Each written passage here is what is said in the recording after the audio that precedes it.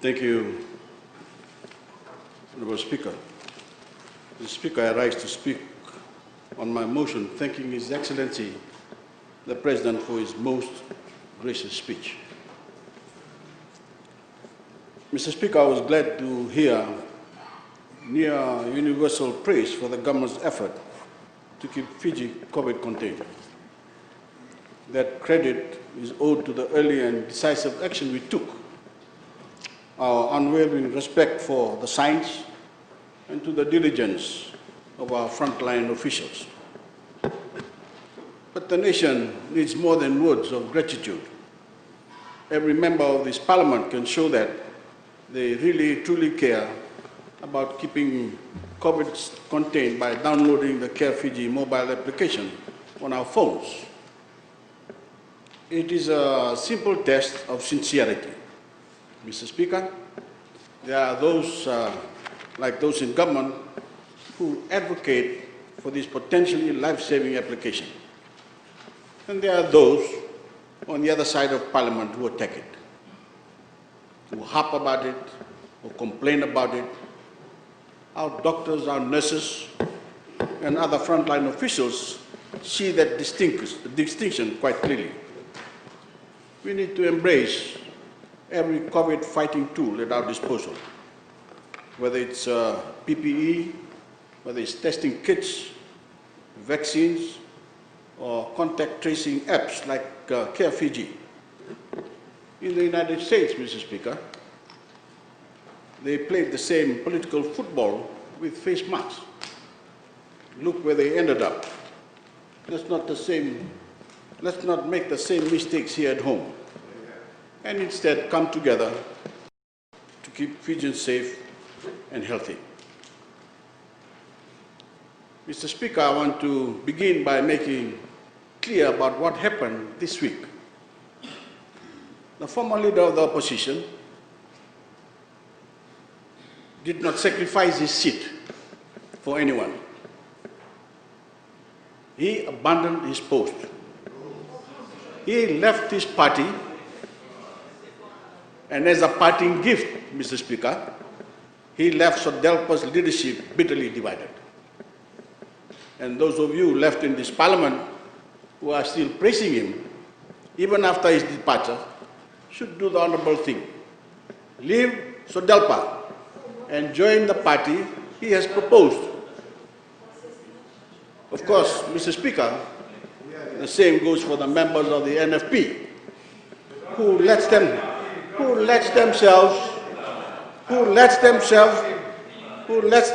to the same goes for the members of the NFP who lets themselves to the former leader's hip on their so-called listening tour. You had no problem casting your lot with him then. If you had any principles or an ounce of dignity, you'd follow him out of Parliament. Mr. Speaker, the now former leader of the opposition left this Parliament with a plea for bipartisanship. His former party members had the chance to choose his successor in line with that principle. Unfortunately, that sentiment didn't survive through the tea break. After years of demanding government work with them, SODELPA showed us how sincere they are about being bipartisan by shutting the door of their deliberation in the NFP's face. Honorable Prasad ran to the Fiji Times saying that the NFP had no say in choosing the next leader of the opposition. So much for bipartisanship, Mr. Speaker.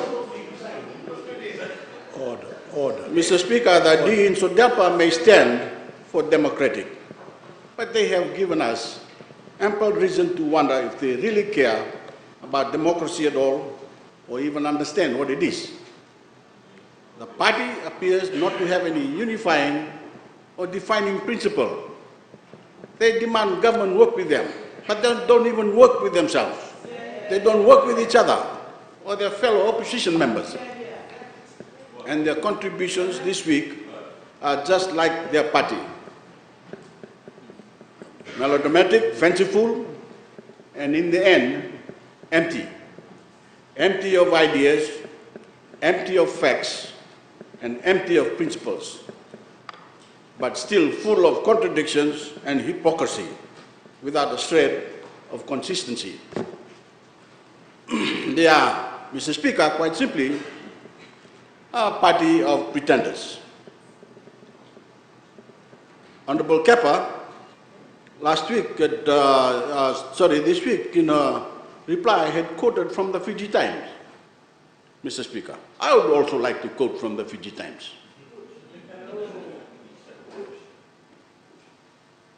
And I quote from last week's Fiji Times by a gentleman called Jen Nisar, who put it best, and I quote, "SODELPA is based on everything that is fake." The fundamental problem is too many chiefs and not enough Indians. The 28 constituencies based on province and tribalism does not help at all. The problems are so clear and obvious, but the members appear to be blind to them. One problem, which I did not mention previously, is that the party is based on everything that is fake. Fake prayers and fasting, fake belief that they have solutions to Fiji's problems, fake sense of self-importance and entitlement, fake belief that they are leaders, fake belief that they are God-fearing and religious, fake acceptance of tambua and sebu-sebu while pretending to uphold traditions, pretending to be multiracial and being served by false prophets. The party is full of pretenders and those who are in denial, every one of them. The party president, the general secretary, and the newly elected leader must be constantly looking over their shoulders. Not only that, through fake IDs, they attack each other on Facebook. All this fakeness has been clearly demonstrated in their last AGM, where nothing was achieved. After months of drama, the drama continues today, and we all expect that they will continue in future. And he believes, Jen Nisar believes, not even God can fix this. Which of the above is not true, Mr. Speaker? Why is this party still around draining taxpayers' money? Imagine if this fake party forms a government. And amongst all of this, they wear the SODELPA branded clothes as a fake badge of honor and looking silly. How embarrassing. I have called them a Mickey Mouse party before, and I was not far off the mark. That is, unquote, that is, Mr. Speaker, from a gentleman from Jen Nisar, and I was quoting from the Fiji Times. Mr. Speaker, being fake in itself is bad enough. But what Mbulunauda spent his time ranting about this week was far worse than fake. Honorable Mbulunauda spent his time ranting about this week was far worse than fake. It was a very obvious slap in the face to this Parliament and shameless disrespect for His Excellency the President. He burst forth with lie after lie, each one more reprehensible than the last. I ask myself, Mr. Speaker, when Honorable Mbulunauda looks in the mirror, what does he see? Does he really believe the venomous nonsense he spewed on the floor of the Parliament? Or does he know he lies? Or does he simply see a man who will not dare repeat those charges outside this chamber, where he is coddled by the protection of parliamentary privilege? I think he knows he's lying, because the alternative is that he is delusional and possibly insane. All you have to do is listen to his rant in his reply. I would urge the leader of his party to set him straight. A coward he is. But, Mr. Speaker, I'm having a hard time figuring out who is actually leading SODELPA. Or more appropriately, who's calling the shots? Is it Honorable Ngaboka? Or is it Honorable Lalambalam? Or is it Honorable Kepa?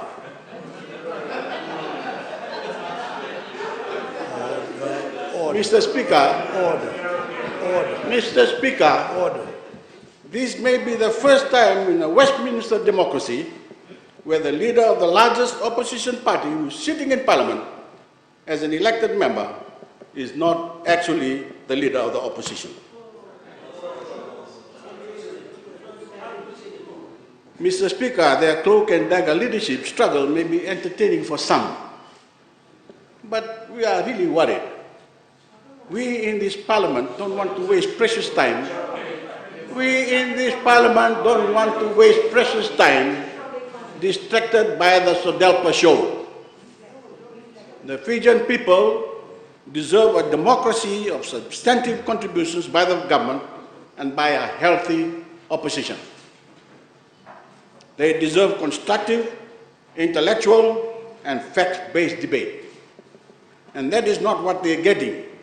Mr. Speaker, the members opposite can change that by organizing themselves and focusing on what they have been sent here to do, which includes providing principal leadership. Mr. Speaker, last week, the Fiji Independent Institution Against Corruption, FICAC, charged 7 members of Parliament with claiming money they were not entitled to take. Claiming money they were not entitled to take. 6 of them, Mr. Speaker, are still in this House. 6 are still in this House. How embarrassing is that? Fiji First MP Vijendra Prakash had the dignity. Fiji First MP Vijendra Prasad had the dignity to step down and put the sanctity of Parliament first in our young democracy. Because he understood. Because he understood what it means to be a member of Parliament and the need to maintain high standards of behavior.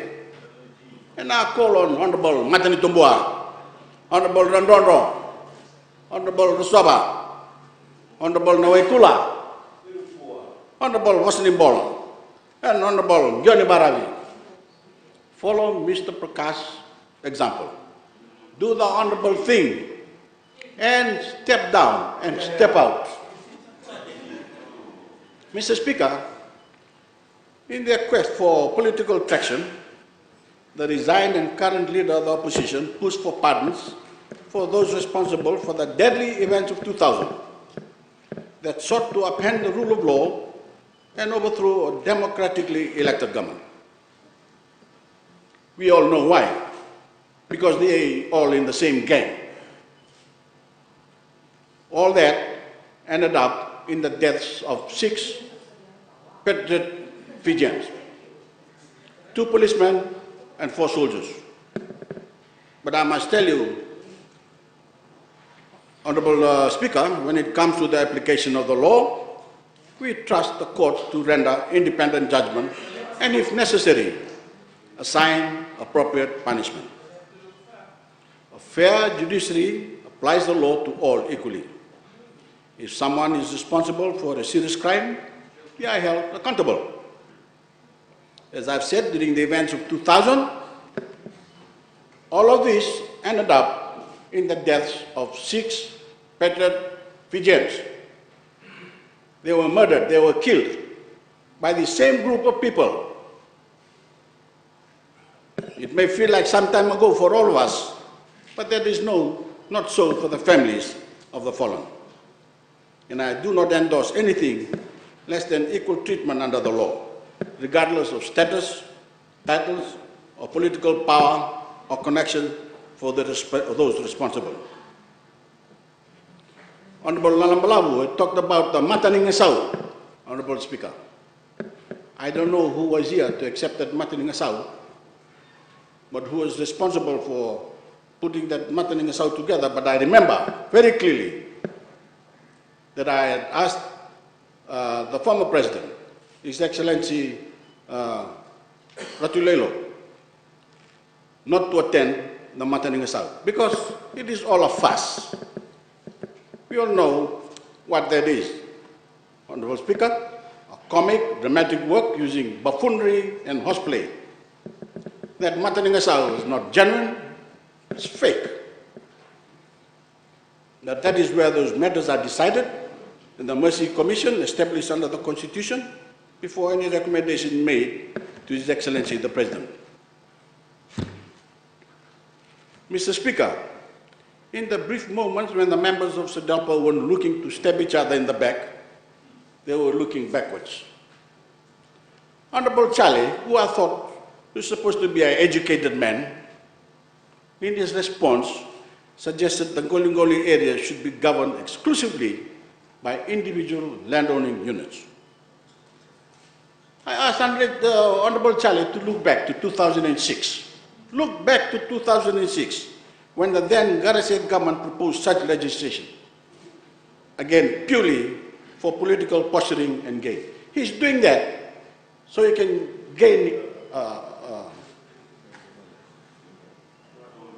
mileage from the Itoke, because it sounds nice, the idea that we are going to own our Ngolingoli. He doesn't seem to realize that we have not been given the ownership of Ngolingoli for the 100 years. It's for one reason. He doesn't seem to realize that. But he should think back, he should look back to 2006.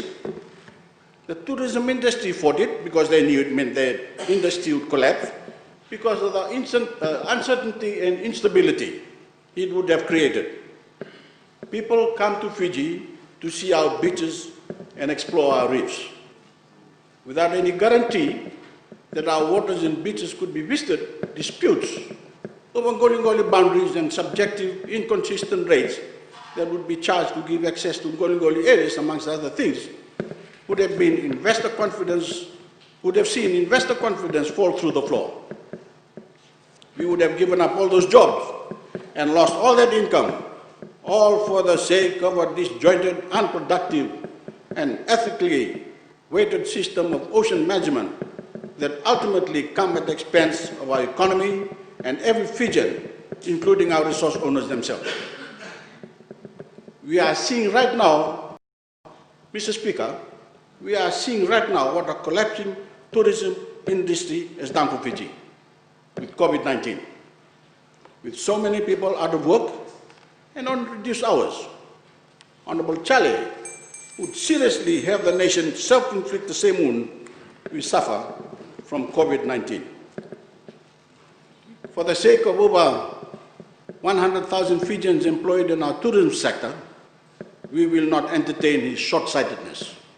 Instead, we will continue with the compensation system that has been provided within a legal framework that has withstood the test of time. We must all understand that our ocean is one connected resource.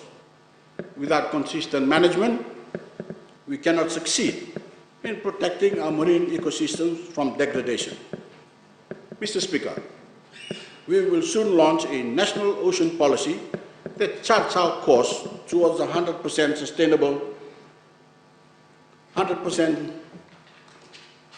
sustainable management of every square kilometer of Fijian waters, with 30% declared as marine protected areas. Government will lead the effort because it is too big for any single community to do so. We will lead it because every Fijian and our children and our grandchildren should know the beauty and bounty of our ocean ecosystems and that we will protect our way of life. Mr. Speaker, we should not let SODELPA's drama drive us backwards from that vision, nor should we let it distract us from the most stunning admission we heard this week, which of course came from Honorable Prasad. After demeaning His Excellency's gracious address, this has become a repugnant habit of his and some other opposition members opposition MPs. I quote, he summed up his political agenda saying, and I quote, "What would we do differently than the government?" The answer is everything, unquote. That's what he said. Honorable Prasad, everything, Mr. Speaker, that was his answer. For years, we've been waiting for the NFP to actually offer up some ideas. And this is the game plan they finally give us. They would do everything differently than the government. Mr. Speaker, that's not a plan. That's what a child says when they are throwing a tantrum because they did not get their way. I suppose it doesn't matter if what the government is doing is working. It doesn't matter if the policy is sound. It doesn't matter if it makes life better for people. Honorable Prasad told us if the government does it, he opposes it. Mr. Speaker, that right there is why people cannot stand politicians like Honorable Prasad. It is cynicism of the highest order. But as he bangs his feet and throws another fit, we will keep fighting for the Fijian people. But say we let the proverbial toddler have his way, Mr. Speaker, let's think about what would happen if we indeed change everything. The government has closed the borders to keep people safe from COVID-19. Does Honorable Prasad think we should open them up? The government has delivered free education for all Fijians. Does Honorable Prasad think we should toss it away? The government is assisting micro, small and medium businesses and out-of-work Fijians through this crisis. Does Honorable Prasad think we should scrap that support? How about the seawalls we have built? And should we erase the Bainimarama boom? Honorable Tikondondua, which gave access to free water, subsidized electricity, and other essential services. I have told Honorable Tikondondua in one of the former sessions what the Bainimarama boom is all about. This is the Bainimarama boom. Remember, Honorable Tikondondua, when they fixed your road to your farm? That's the Bainimarama boom. Should we cut the tap for every Fijian community we given access to clean water? Should we turn off the lights in the communities that can access electric power for the first time? Should we demolish the roads we have built? Should we take away the subsidized bus fares for school children, pensioners, and welfare recipients? Should we bring back higher income taxes for Fijian families? Should we stop supporting the sugar industry with the historic stimulus that have provided to lift the cost burden of the shoulders of our cane farmers? What more, Honorable Prasad and Honorable Tikondondua and Honorable Garangara Tambua? Should we do away with Fijian-made brand we imagined and we have built? How about the payment of pensioners to our retirees who never had the Provident Fund account? But everybody's got their heads down. They should be looking at me and listening to what I'm telling you. Because everyone is benefiting from this. Now, we want to change order. And when Fijians are injured in accidents through no fault of their own, should we tell them, sorry, Honorable Biman Prasad said we should not have the Accident Compensation Commission of Fiji to provide you with financial assistance without having to go through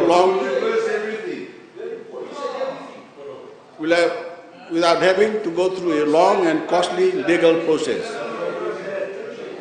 And how about our work towards net zero emissions? To safeguard our oceans, to lay the groundwork for an inclusive economic recovery. Mr. Speaker, that is what the government is doing. And if the government is doing it, Honorable Prasad says you would not do it. That is his position. He told us himself.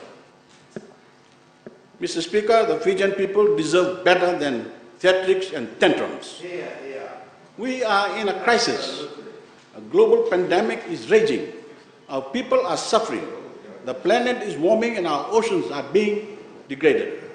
And we must be wary of any greenwashing in this parliament for political gain, such as Honorable Tambua, who keeps attacking our dedicated civil servants in the Ministry of Environment by quoting from the same wrong website, even after the ministry has already stated and published that it's not the official website. Like her leader, Honorable Tambua does not let facts get in the way of a desperate bid to be seen as a point of order, Mr. Speaker. All right, take it easy. Point of order, Mr. Speaker. I can hear you. Thank you, Mr. Speaker. I can hear you. Mr. Speaker, You don't have to remind me. You have the floor.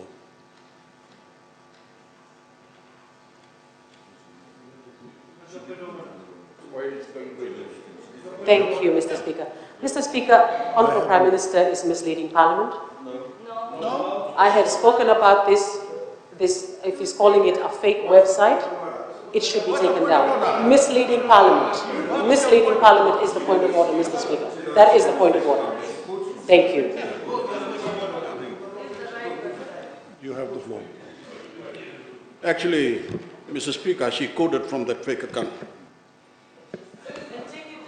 Mr. Speaker. It's not out. How can you take it down? Understand? Understand, please. Shush. Order. Shush. Mr. Speaker, the duty of care we owe the people is precious, and that applies to both those in and outside of this parliament, including those trying to wade back into politics like scorned lovers, hoping to turn this global crisis into their political comeback story. The country may be vulnerable right now, but take a hint. She's just not that into you. Mr. Speaker, I could nitpick through every falsehood we heard this week, but I won't waste the people's time. It is obvious to anyone watching that the government in waiting is the furthest thing capable of running the show. They are not here for genuine debate. They simply see politics as a way to protect their power. For them, this is all a numbers game.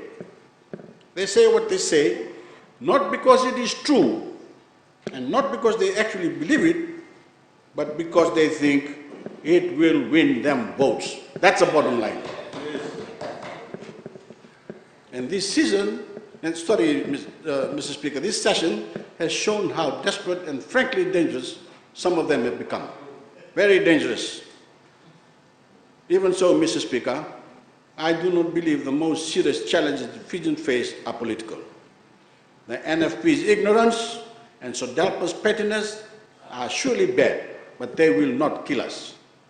The threat they pose pales in comparison to the real issues.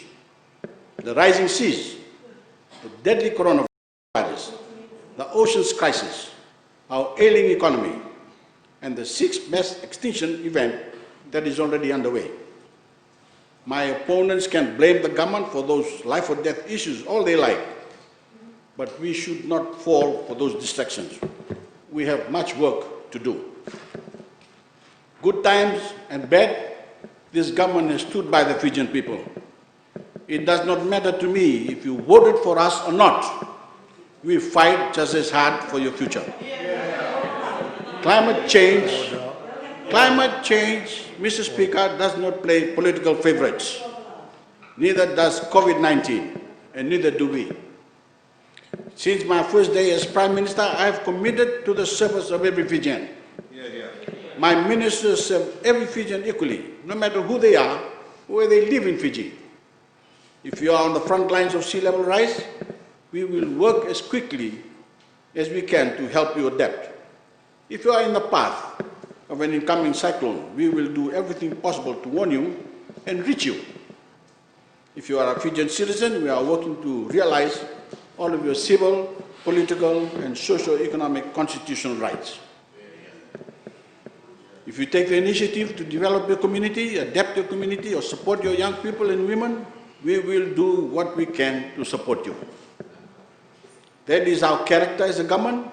That is who we always have been, and that is who we always will be. Mr. Speaker, we are only 2 weeks away from Christmas.